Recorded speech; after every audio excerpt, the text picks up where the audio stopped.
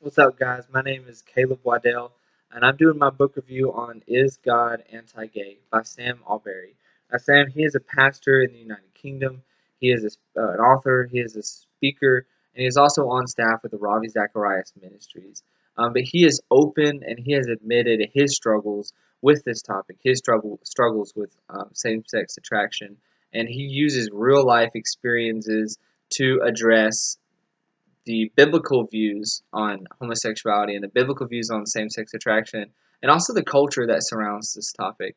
And so, in doing so, he hits the topics such as homosexuality in God's design, and in the Bible, and in Christianity, in church, and in the world. And so, right off the bat, he begins by basing his view on God's design, and he even says,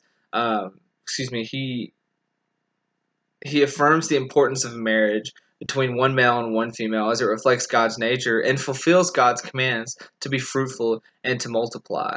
He states that the Bible's teaching on sex and marriage is the foundation for how Christians are to think about the whole issue of sexuality today. The teaching of Genesis, reinforced and expanded by Jesus in his own ministry, is that sex is a good gift that God has given exclusively for marriage, and that in order for marriage to fulfill the purposes for which God instituted it, marriage must be between one man and one woman.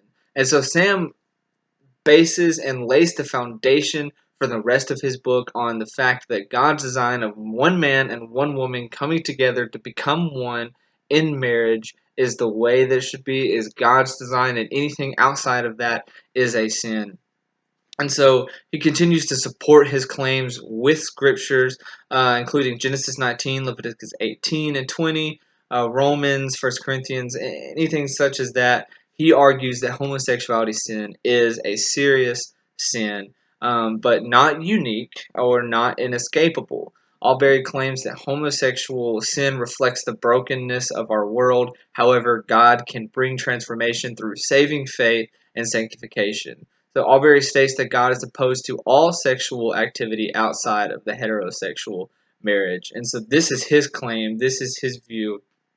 And he continues to use personal experiences, and in the transformation, he knows people that went through same-sex attraction and went through the struggles that it came, or that excuse me, that came with same-sex attraction. However, through Christ and in becoming one with Christ first, he was able to fight those attractions with the same gender. And sorry, this is not Sam. This is one of his friends. But one of his friends was able to fight that, and also and find someone that God had for him, a female, to become one with in marriage, and to have all the gifts and the glory that comes with marriage that God intended for us. And so he recognizes that transformation is real, but he also recognizes that it's either marriage or celibacy. In the New Testament, I think it was in Matthew, Jesus speaks on this. One of the disciples spoke about, how they could just avoid marriage, and Jesus was like, "You can do that, but you have to be like the eunuchs who is celibate. It's either marriage or celibacy." And so, Sam practices celibacy. He speaks on the struggles that comes with singleness, and also the struggles that comes with marriage, and how it's just, it's a pros and cons list, and some of the there's many pros on each side, but there's also cons on each side, but they're all very different. So he expresses different ways that the church can get involved, the different ways that you can, as a leader, can get involved in spreading the gospel to this topic. And so I would highly recommend this book, as especially as a leader, leading someone with who may have struggles with same-sex attraction, or just leading those and preparing them for the inevitable truth of someone coming to them with that struggle. And instead of turning them away from God and Jesus, we can bring them in and not necessarily accept their sin, but accept them and to show them, hey, this is what Jesus desires. This is God's design.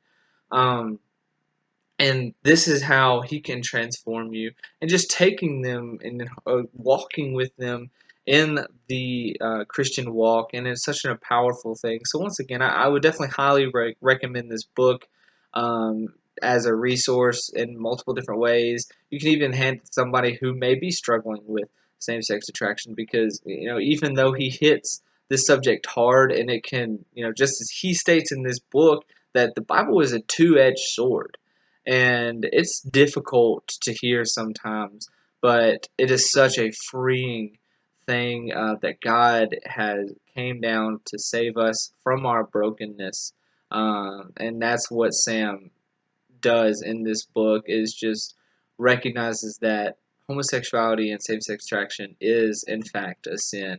However, God, being the amazing God that He is, gives us the free gift of salvation and of transformation. So, once again, I would highly recommend this book. The Gospel Centrality makes a compelling case on how to navigate the waters of homosexuality, or excuse me, homosexual sin.